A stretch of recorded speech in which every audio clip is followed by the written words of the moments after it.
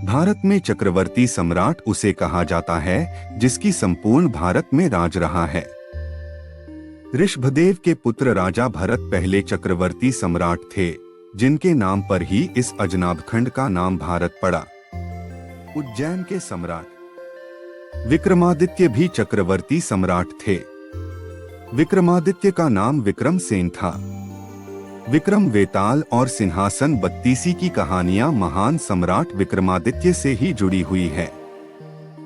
विक्रमादित्य का परिचय विक्रम संवत अनुसार विक्रमादित्य आज से 2288 वर्ष पूर्व हुए थे। नाबोवाहन के पुत्र राजा गंधर्वसेन भी चक्रवर्ती सम्राट थे। राजा गंधर्वसेन का एक मंदिर मध्य प्रदेश के सोनकच्छ के आगे गंधर्वपुरी में बना हुआ है। यह गांव बहुत ही रहस्यमयी गांव है। उनके पिता को महेंद्रादित्य भी कहते थे। उनके और भी नाम थे जैसे गर्ग भिल्लत गदर्भवेश। गंधर्वसेन के पुत्र विक्रमादित्य और भर्तृहरि थे। विक्रम की माता का नाम सौम्यदर्शना था, जिन्हें वीरमती और मदनरेखा भी कहते थे। उनकी एक बहन थी जिसे मैनावती कहते थे। उनके भाई भर्तृहरि के अलावा शंख और अन्य भी थे। उनकी 5 पत्नियां थी, मल्यावती, मदनलेखा, पद्मिनी, चेल्द और चिल्लम्हा देवी। उनकी 2 पुत्र विक्रमचरित और विनयपाल और 2 पुत्रियां प्रियंगुमंजरी, विद्योत्तमा और वसुंधरा थीं। गोपीचंद नाम का उनका एक भांजा था। प्रमुख मित्रों में भट्टमात्र का नाम आता है। राज पुरोहित त्रिविक्रम और वसुमित्र थे। मंत्री भट्टी और बहसिंधु थे। सेनापति विक्रम शक्ति और चंद्र थे। कलिकाल के 3000 वर्ष बीत जाने पर 101 ईसा पूर्व सम्राट विक्रमादित्य का जन्म हुआ। उन्होंने 100 वर्ष तक राज किया। गीता प्रेस, गोरखपुर भविष्य पुराण, पृष्ठ 245। विक्रमादित्य भारत की प्राचीन नगरी उज्जैनी के राज सिंहासन पर बैठे। विक्रमादित्य अपने ज्ञान, वीरता और उदारशीलता के लिए प्रसिद्ध थे, जिनके दरबार में नवरत्न रहते थे। कहा जाता है कि विक्रमादित्य बड़े पराक्रमी थे और उन्होंने शकों को परास्त किया था।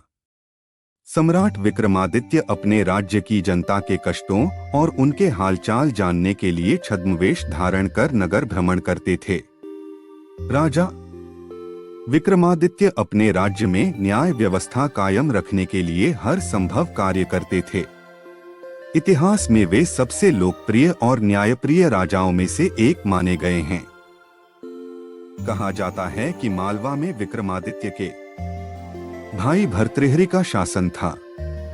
भर्तृहरि के शासन काल में शकों का आक्रमण बढ़ गया था।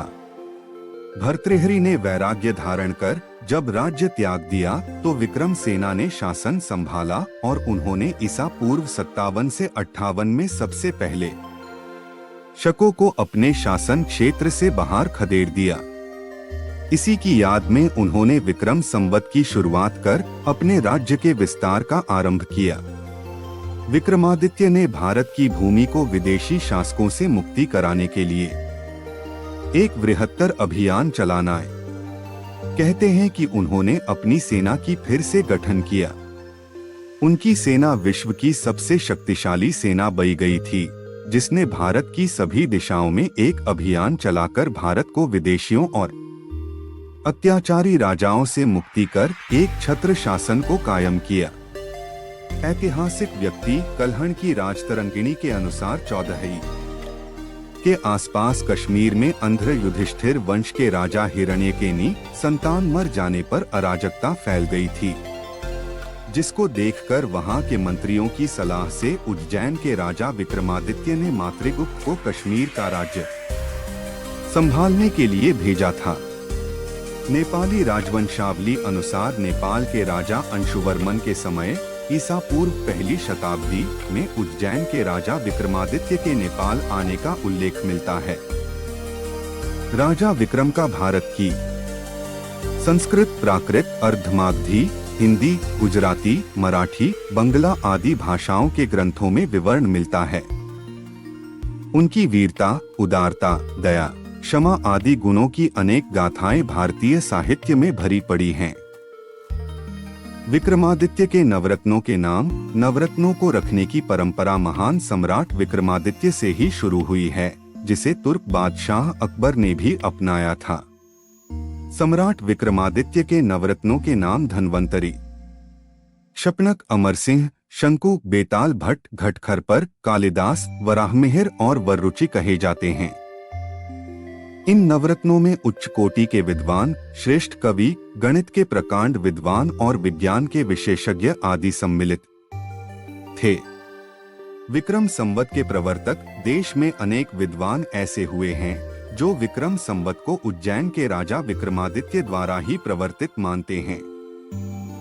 इस संवत के प्रवर्तन की पुष्टि ज्योतिर्विदाभरण ग्रंथ से होती है, जो कि 3068 कली अर्थात 34 ईसा पूर्व में लिखा गया था। इसके अनुसार विक्रमादित्य ने 3044 कली अर्थात 57 ईसा पूर्व विक्रम संवत चलाया। अरब तक फैला था विक्रमादित्य का शासन। महाराजा विक्रमादित्य का सविस्तार वर्णन भविष्य पुराण और स्कंद पुराण में मिलता है। विक्रमादित्य के बारे में प्राचीन अरब साहित्य में वर्णन मिलता है। उस वक्त उनका शासन अरब तक फैला था। दरअसल विक्रमादित्य का शासन अरब और मिस्र तक फैला था और संपूर्ण धरती के लोग उनके नाम से परिचित थे।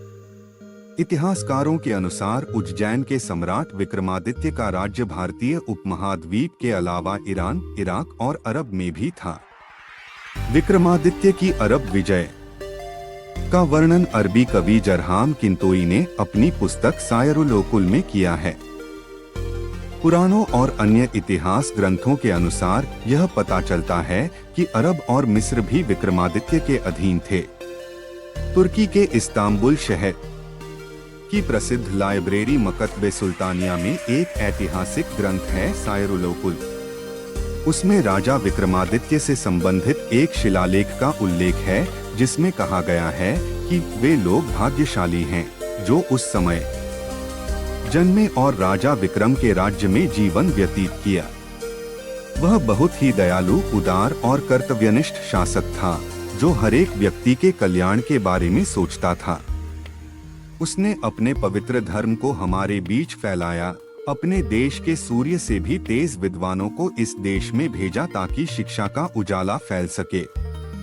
इन विद्वानों और ज्ञाताओं ने हमें भगवान की उपस्थिति और सत्य के सही मार्ग के बारे में बताकर एक परोपकार किया है। ये तमाम विद्वान राजा विक्रमादित्य के निर्देश पर अपने धर्म की शिक्षा देने यहाँ आए। अन्य सम्राट जिनके नाम के आगे विक्रमादित्य लगा है, यथा श्रीहर्ष, शूद्रक, हल, चंद्रगुप्त द्वितीय, शिलादित्य, यशोवर्धन आदि। दरअसल आदित्य शब्द देवताओं से प्रयुक्त है। बाद में विक्रमादित्य की प्रसिद्धि के बाद राजाओं को विक्रमादित्य उपाधि दी जाने लगी। विक्रमादित्य के पहले और बाद में और भी विक्रमादित्य हुए हैं, जिसके चलते भ्रम की स्थिति उत्पन्न होती है। उज्जैन के सम्राट विक्रमादित्य के बाद 300 ईस्वी में समुद्रगुप्त के पुत्र चंद्रगुप्त द्वितीय अथवा चंद्रगुप्त विक्रमादित्य हुए।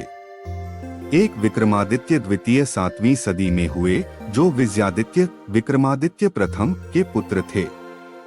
विक्रमादित्य द्वितीय ने भी अपने समय में चालुक्य साम्राज्य की शक्ति को अक्षुण्ण बनाए रखा। विक्रमादित्य द्वितीय के काल में ही लाट देश, दक्षिणी गुजरात पर अरबों ने आक्रमण किया। विक्रमादित्य द्वितीय के शौर्य के कारण अरबों को अपने प्रयत्न में सफलता नहीं मिली और यह प्रतापी चालुक्य राजा अरब आक्रमण से अपने साम्राज्य की रक्षा करने में समर्थ रहा। पल्लव राजा ने पुलकेशन को परास्त कर मार डाला। उसका पुत्र विक्रमादित्य, जो कि अपने पिता के समान महान शासक था, गद्दी पर बैठा। उसने दक्षिण के अपने शत्रुओं के विरुद्ध पुनः संघर्ष प्रारंभ किया। उसने चालुक्यों के पुराने वैभव को काफी हद तक पुनः प्राप्त किया। यहाँ तक कि उसका परपोता विक्रमादित्य द्वितीय भी महान योद्धा था।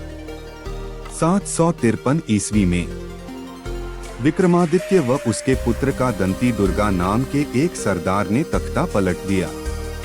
उसने महाराष्ट्र व कर्नाटक में एक और महान साम्राज्य की स्थापना की जो राष्ट्रकूट कहलाया। विक्रमादित्य द्वितीय के बाद 15वीं सदी में सम्राट हेमचंद्र विक्रमादित्य हेमू हुए। सम्राट हेमचंद्र विक्रमादित्य के बाद विक्रमादित्य पंचम सत्याश्रय के बाद कल्याणी के राज सिंहासन पर आरूढ़ हुए। उन्होंने लगभग 1008 ही में चालुक्य राज्य की गद्दी को संभाला। भोपाल के राजा भोज के काल में यही विक्रमादित्य थे। विक्रमादित्य पंचम ने अपने पूर्वजों की नीतियों का अनुसरण करते हुए कई युद्ध लड़े। उसके समय में मालवा के परमारों के साथ चालुक्यों का पुनः संघर्ष हुआ और वाकपतिराज मुंज की पराजय व हत्या का प्रतिशोध करने के लिए परमार राजा भोज ने चालुक्य राज्य पर आक्रमण कर उसे परास्त किया। लेकिन एक युद्ध में विक्रमादित्य पंचम ने राजा भोज को भी हरा दिया था।